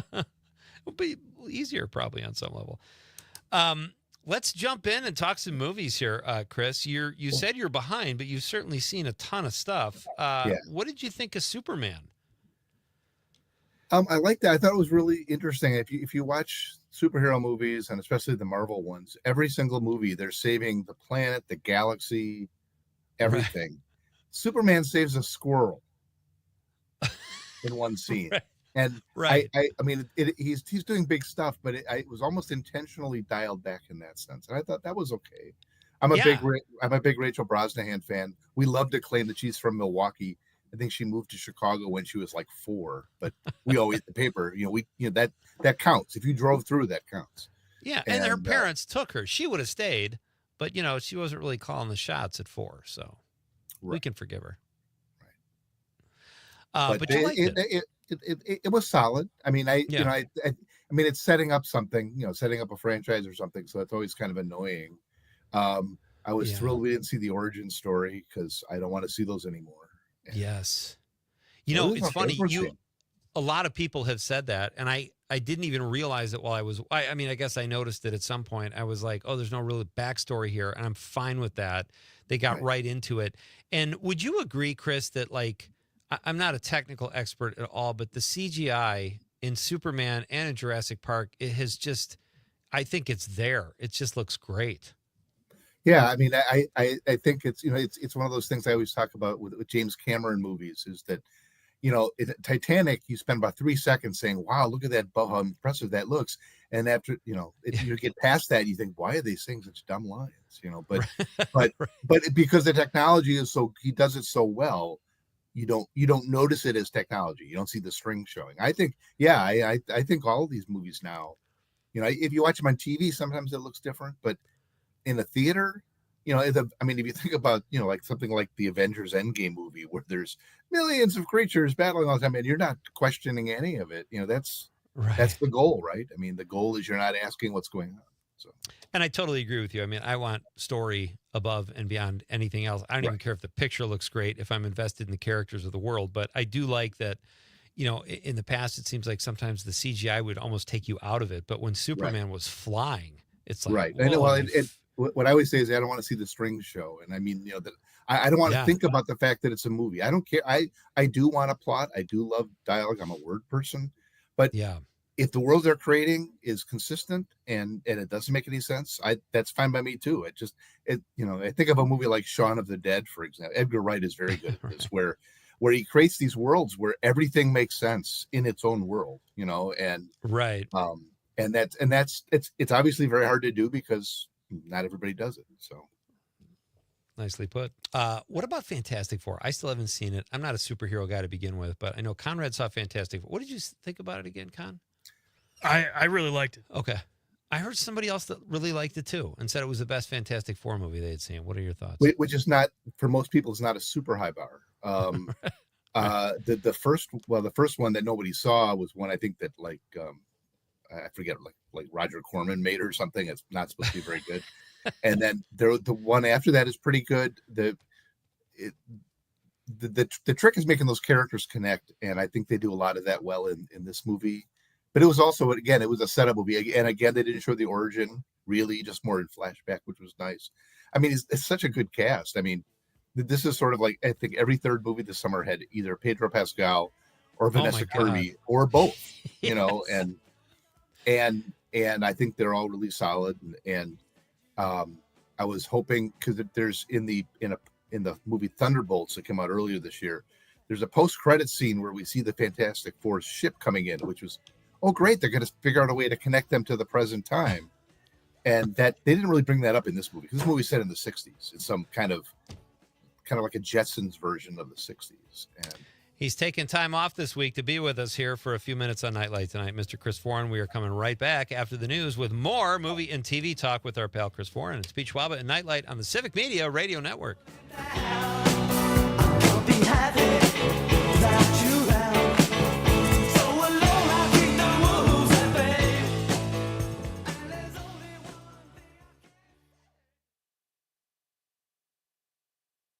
From Ashwaubenon to Alloway, this is 97.9 WGBW.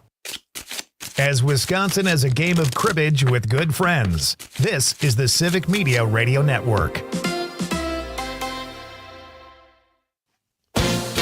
ABC News, I'm Dave Packer. On a virtual call ahead of Friday's summit between the U.S. and Russia in Alaska, Ukrainian President Zelensky warning President Trump that Russian President Putin is, quote, bluffing about being open to peace. ABC News contributor and retired General Doug Lute. This is not about land.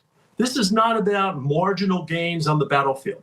This is about Putin's objective to control Ukraine in a very fundamental way, to make Ukraine subservient to the Kremlin. Israeli forces have approved a new ramped-up attack plan in Gaza, increased operations around Gaza City. A flight from Norfolk, Virginia to Los Angeles diverted, pilots declaring an emergency. Breeze Airways says an intoxicated passenger was yelling racial slurs at flight attendants, waved around a skateboard that passenger removed when they landed in Grand Junction, Colorado. 12 people taken to the hospital, one with life-threatening injuries after a school bus rolled over near Sandy Creek, Texas this afternoon. This is ABC News. 12 in a row. Hi, I'm Mike Clemens with sports. Baseball, the Brewers with a 12-5 win over the Pirates to complete the 3-game sweep and the franchise record for the longest winning streak since 1987. The Brewers scored 4 runs in the fourth. That made it 6-0, and they never looked back. How are they able to score with double digits again? Christian Yelich. You know, the guys have done a really good job, been really focused, and we talk about it all the time as far as, you know, what we need to do to win, what we like about what we did before, and what we need to continue to do going forward, what we get better at. And, you know, that's like a constant dialogue in this clubhouse, and it's a really fun team to be a part of. And the guys have come a long way over the course of the year, just getting better and more experienced and just understanding how we can play the game and affect the outcomes. the George Webb Restaurants in Wisconsin to announce when they'll deliver on free hamburgers. The last time they did it back in 1987, when the crew won 12 in a row, over 167,000 customers collected on a free burger. With sports, I'm Mike Clemens. On your entertainment beat, I'm Pete Schwaba. The cast of Friends was mourning Matthew Perry long before his death, according to his castmate, Jennifer Aniston. Aniston recently discussed the situation with Vanity Fair, saying the entire cast had done all they could for their friend Perry, but it just wasn't working. The star of the morning show even said at one point in the interview that Perry being gone is almost better because he is no longer in pain. Perry confirmed his struggles in his memoir, Friends, Lovers, and the Big Terrible Thing, in which he discussed attending 6,000 AA meetings, going through rehab 15 times, and spending almost $10 million in an attempt to get clean. On a lighter note, the article is complemented by the typical weird Vanity Fair photos, one of which has Aniston in a semi-formal white gown in a backyard, looking to the sky while using a push lawnmower from the 1930s. Garbage. Everyone knows Aniston uses a John Deere rider to cut her own grass. For more showbiz fun, tune into Nightlight with me, Pete Schwaba, weeknights from 6 to 8 p.m. on the Civic Media Radio Network.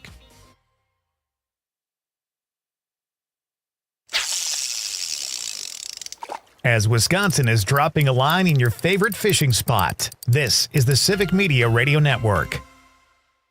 I'm meteorologist Mace Michaels. Tonight, partly cloudy, a low in the upper 50s. A mix of sun and clouds for tomorrow, slight chance of a shower or storm, and highs within a few degrees of 80. It continues to warm up with more humidity on Friday, with shower and storm chances later Friday night and Saturday. Right now, it's 78 degrees. Not completing high school is more of a social thing than it was an academic thing. Even though all these years have passed, I still had that longing to have my diploma. At age 30, Carissa finished her high school diploma. If you're even considering getting your high school diploma, you can do it. No one gets a diploma alone.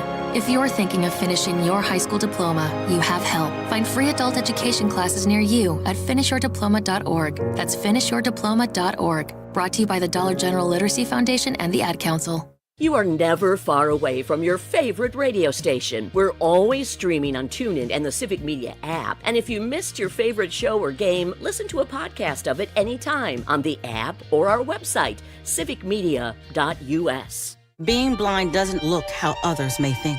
Retinitis pigmentosa aimed to overwhelm my family. It tried to cut me down. I know where to find support. Learn more at fightingblindness.org. A public service message from the Foundation Fighting Blindness. Jane Matnair.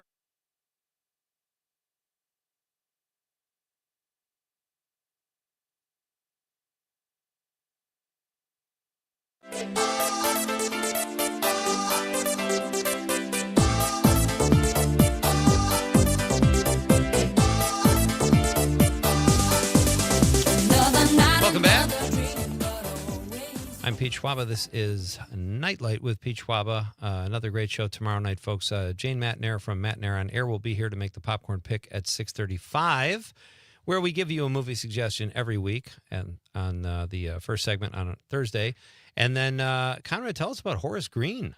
Oh, great band. Yeah, they're a band that was just at Mile of Music, and I recently found them because I was doing the Kristen Lyerly show, and she had all the music for her intro, and it was phenomenal. So I had to reach out. They're great. I'm excited to have them here. They will be in studio tomorrow night as well. And another cool thing, David Zucker will be here Monday night, folks, at 6:35. The creator of Airplane and Top Secret and Naked Gun. He will join us at 6:35 on Monday. Very much looking forward to that. Right now, we've got one of our favorites on the line. He covers entertainment for the Milwaukee Journal-Sentinel, and he drops by here often to talk movies and TV, our pal Chris Foran. Chris, let's start with the heady stuff in this segment. Happy Gilmore 2. What are your thoughts? Well, the caveat here is I'm not an enormous Adam Sandler. I'm not a hater at all. Same. You know, like it is interesting to me. He's in the same boat for me as Will Ferrell is. It makes me feel prudish because like the safer, the more PG-13 it is, the more I seem to like it. A lot of Adam Sandler's movies, he tends to surround himself with people who don't tell him, cut. And Happy Gilmore is fine. It's very sweet. It's very much like The Wedding Singer, and it has a few scenes that go on too long, but most of his movies have scenes that go on forever. This felt like more like the latter to me. I mean, he's got a long contract with Netflix. I'm sure it was something that was filled a contractual obligation. It was, if you love Happy Gilmore, you might like some of it. I didn't hate it, but it was time I won't be getting back. So. What about Ed Gein, the Netflix monster series? You wrote about this recently in the Journal Sentinel. Such an odd figure, but a great cast. They showed Charles. I never know how to say his last name. Hunnam, I think, or Hunan. Hunnam, I think it's Hunnam. Yeah, Hunnam, and he looks really good. And I love Laurie Metcalf. Great cast. Yeah, she's fantastic, and she's going to be the mother who's supposed to be this repressive religious zealot who he becomes simultaneously freaked out by and obsessed by, and you can see her as Norman Bates' mother easily. Right. Okay, and then I have to ask you. We also had one of our guests. I think it might have been Jimmy Kuska. K-pop Demon Hunters, one of the most streamed movies. I'm very aware of it. I haven't seen it. Who is it for, and what did you think of it, Chris? Well, it's an animated movie about a girl group, a K-pop girl group, who also happen to be demon hunters, and one of them has a secret, and there's all sorts of, in between these wacky pop songs are these wacky battles with demons, and it isn't much of anything, but it's hugely popular. Not just in, I mean, it's in English, and it's on Netflix, so everything's in English on Netflix, right? And it's fine. The soundtrack is like a #1 seller worldwide. It's huge. It's crazy. I mean, it's big enough that they're bringing it back. They're bringing it to theater. Netflix never shows things in theaters except for the 2 that they own, and they won one in Los Angeles and one in New York. They do that so they can qualify for award stuff. But they always, whenever they say it's going to be in theaters, it's never going to be in theaters really here. But they're bringing it to theaters in like a sing-along version next weekend, the 23rd and 24th, I think, which should tell you, there's obviously, they feel like there's money to grab on this. It is, if you have kids, I think kids would love it if they like pop music. It's fine. It's pleasant. It's a phenomenon though. I mean, and there's some of that. There's a lot of that this summer. Also coming, I think it's next weekend, is another animated movie from Asia. This one's from China called Neja 2. It's a sequel. Okay. It's like a boy who's a superhero character. They're bringing it back to theaters. This time it's dubbed in English. It is the #1. It is the top grossing movie of all time worldwide. Whoa, really? And it came out this year, and it just blew the lid off everything, everywhere. Huge in China, but it did very well here as well. Now, obviously, there's an audience for this stuff, and if you look at the box office stuff, I know our buddy Matt Miller talks about this stuff a lot too. Kids movies do very well these days, so that's part of the drive. But I don't know that anybody thought it would be a phenomenon that it is. So it's for cultural reasons. It's on Netflix. It's worth checking out for sure. You did in our email exchange earlier, Chris. You said you saw Opus, which you said you thought I saw and didn't like. I did not see that, so I don't think that was me you were thinking of. But what is that? I'm not even familiar with that. It's a really odd movie that came out in theaters earlier this year. It's on it's now streaming on HBO Max, about this reclusive rock legend played by John Malkovich, who, after years of not being heard from, invites a bunch of rock journalists to his big retreat compound to hear his new album. And what he's really doing is he's going to torture them all. And except for a young journalist who's earning, he knows that she'll tell his story, which will help him recruit more people to this cult that he's forming. And it's just odd, but it was an interesting movie. I for some reason I thought you had seen it. It was one of those movies that no one knew how to market it, so no one went to see it. And it is not for everyone because it's pretty dark. But there's a lot of that kind of stuff this year. I think August is usually the time when the studios dump movies they didn't know what to do with, and there's a ton of stuff this month that is looking potentially to be really good. Also very dark. You mentioned you saw Weapons. Did you like Weapons?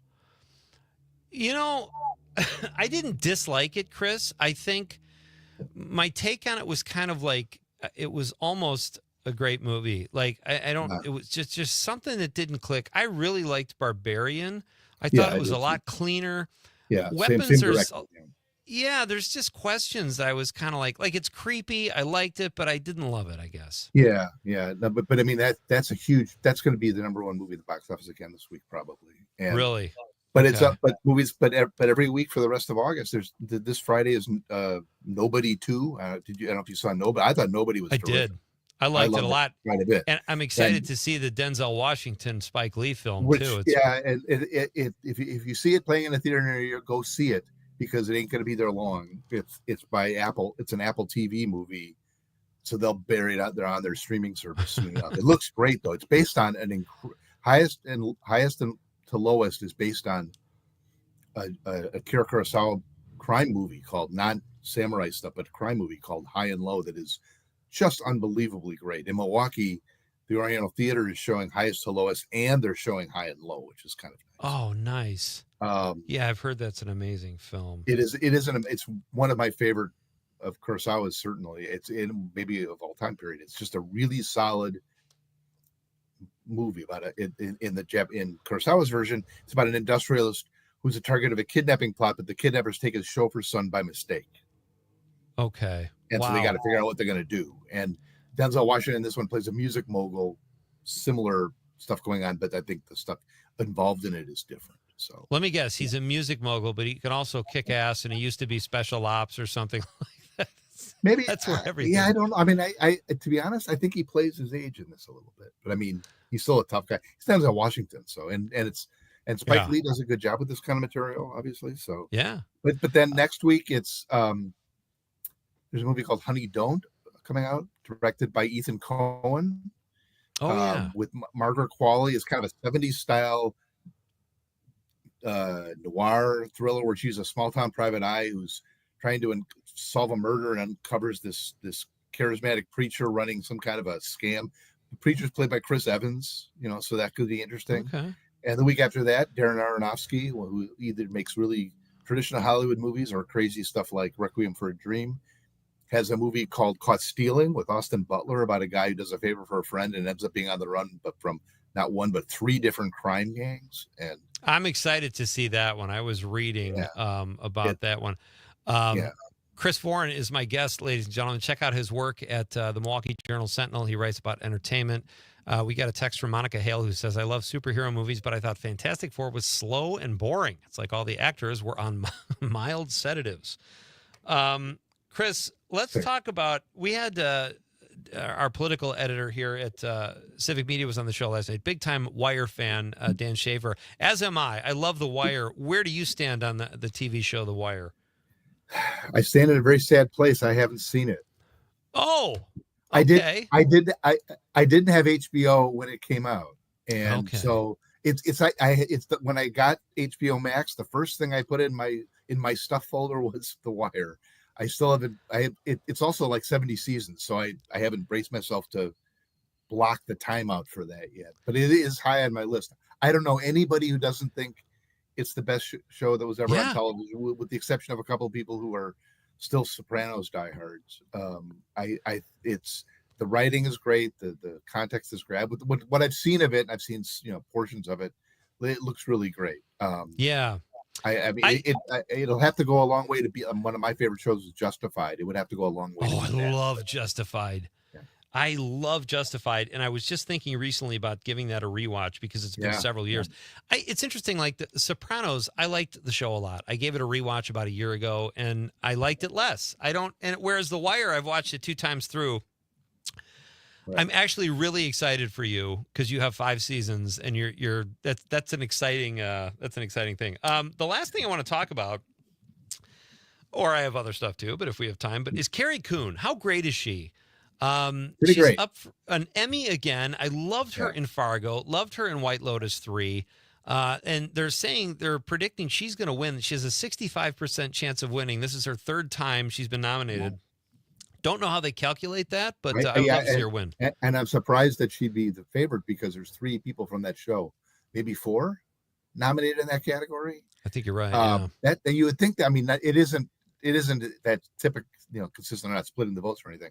Yeah, she's great in pretty much everything. She's one of the bad guys in Avengers Infinity War and Oh, Endgame. really? I mean, she's in and people forget that, about that she was in The Leftovers and all these other great things. And as we like to bring up every single time we mention her, that she went to UW-Madison, studied theater. She was at American Players.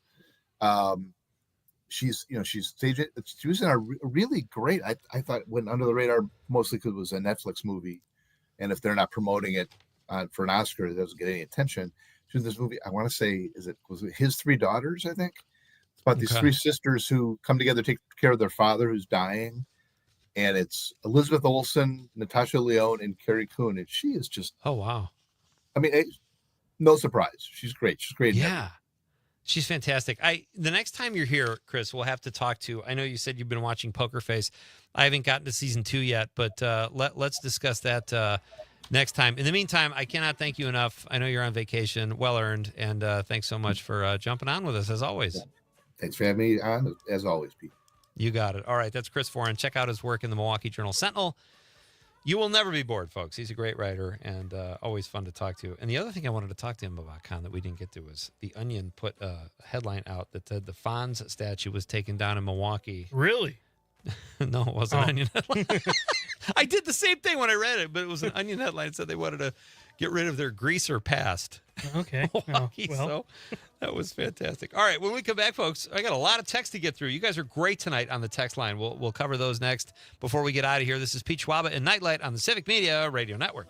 In the sky, among the clouds in the heaven calls. Let us groove. Light up the fuse. It's all right. All right. All right. Let us groove. As Wisconsin is cheering on Bucky Badger. This is the Civic Media Radio Network. Appleton Cigar Company on College Avenue has been serving the community for over 25 years. If you are a cigar aficionado looking for a one-of-a-kind experience, you need to check out Appleton Cigar, which boasts the largest selection of cigars north of Milwaukee with over 706 cigars to choose from in a walk-in humidor. The Cigar Lounge offers an impressive variety of spirits and cocktails that pair perfectly with a premium cigar. For the full experience, come to Appleton Cigar at 415 College Ave, Monday through Saturday, 11:30 a.m. to 10:30 p.m. For more information, go to appletoncigar.com. A game without a crowd is just a scrimmage. A performance without an audience is just a rehearsal. Without your presence, high school sports and the performing arts aren't possible. Ensure that these essential extracurricular activities continue to enrich the lives of students in Wisconsin. Purchase a ticket to your local high school's game or performance. This message presented by the WIAA and the Wisconsin Athletic Directors Association. Doctors Without Borders is delivering life-saving medical care where it's needed most in communities around the world. From bandaging war-wounded patients in Sudan to providing clean drinking water in Haiti, we're in more than 70 countries worldwide, bringing patients from sick to recovering, from emergency to aid, from crisis to care. This life-saving care is made possible by a global movement of supporters like you. Thank you. How come I can't sit in the front seat? Because I love you and you're just not ready yet. Putting your kids in the right seat for their age and size is an act of love. Check that your kids are in the right seat at nhtsa.gov/the-right-seat. Love protects. A message from NHTSA and the Ad Council. Missed your favorite show live on air? It's easy to find what you enjoy wherever you listen to podcasts, including Spotify, Apple, and Google Podcasts. And we're always streaming on TuneIn and the Civic Media app. Your local Civic Media radio station is your source for real news and great conversation, plus fun and exciting contests. For a complete list of contest rules, log on wgbw.fm/contest-terms. As Wisconsin is brats on the grill for a tailgate, this is the Civic Media Radio Network.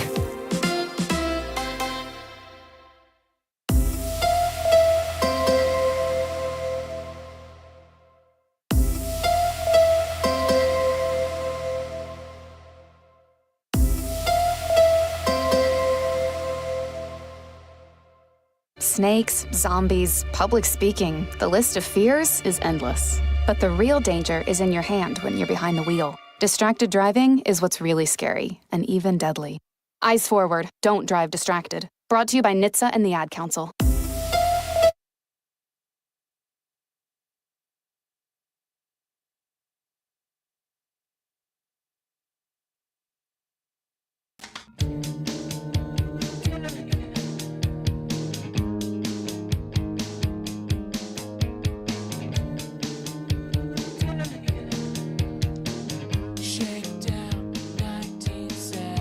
Welcome back. All right, on this day, back in, 1997, I believe it was, South Park the movie was released. I've talked about it before on the show. I went and saw it with my buddy Mike Siegel in Westwood, California, right by UCLA. They showed a 10 o'clock in the morning screening. I really miss going to movies first thing in the morning, but I cannot believe how hard I laughed. I should have put some clips together of the film, but it's such a great movie. Have you seen the movie? I really don't or haven't watched South Park. I highly recommend it. It's just stupid, silly fun.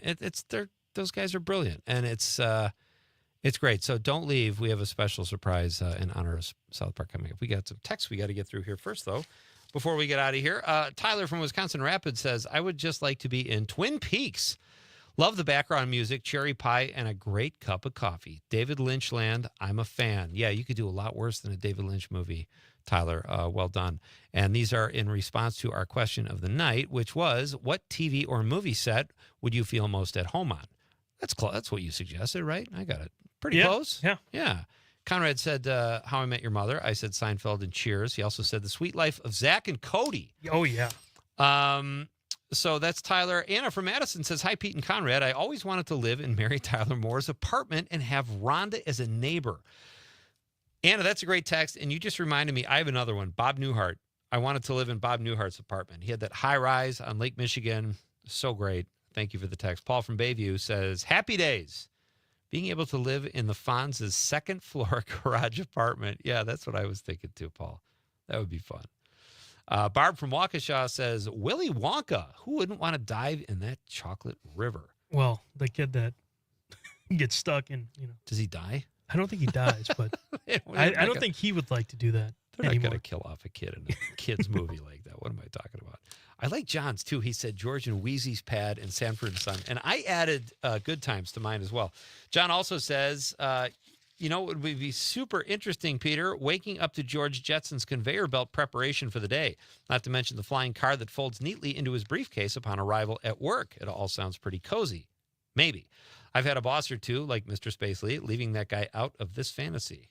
Well done, John, as you should have. Steady Eddie says, Pete, this text is submitted for your approval. I used to live in the house next to Ward, June, Wally, and Theodore Cleaver in the mythical town of Mayfield. In 2025, more and more, I feel like I'm living next to Rod Sterling in the black and white dystopian world, sometimes known as the Twilight Zone. I know what you mean, Steady Eddie. Although tonight did you notice he's steadfast, Edward? He's a little more sophisticated tonight. John from Madison in the 608 also says, Jack and Coke, make it a double, tall, goes well with anything viewable. Only need 2 for a movie. Oh, that's good. John's nursing it. Just 2 for a 2-hour movie? That's impressive.